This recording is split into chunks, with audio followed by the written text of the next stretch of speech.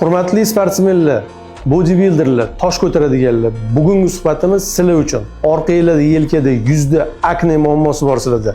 Bu qiyin masala, sizlarni juda ko'p qiynaydi.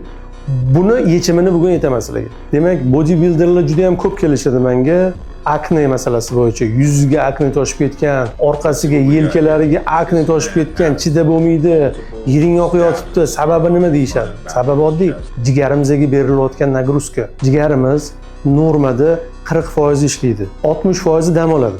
Bodybuilding preparatlarini, gormonlarni, ukollarni olganingizdan keyin jigari 80% dan 100% gacha ishlatadi.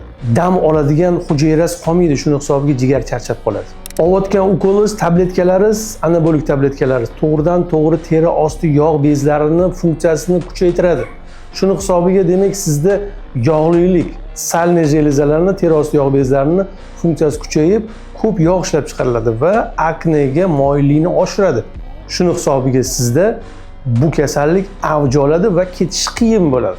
Anabolik olayotganingizda, gormon olayotganingizda обязательно jigarni tiklantiruvchi mahsulotlarni iste'mol qiling, ko'proq kletchatka yeng. Sizga qizil sabzi bilan karam mahsulotlari, gul karam, o'zimizning oddiy karamni maslahat bergan bo'lardim. Birgalikda ratsioningizda juda ham ko'p yeyishga harakat qiling. Ana o'shandagina jigarni himoya qilasiz va kishishligingizda kletchatka miqdorini ko'paytirganingizga ichingiz ham qotmaydi va akne kasalligiga ancha yordam beradi.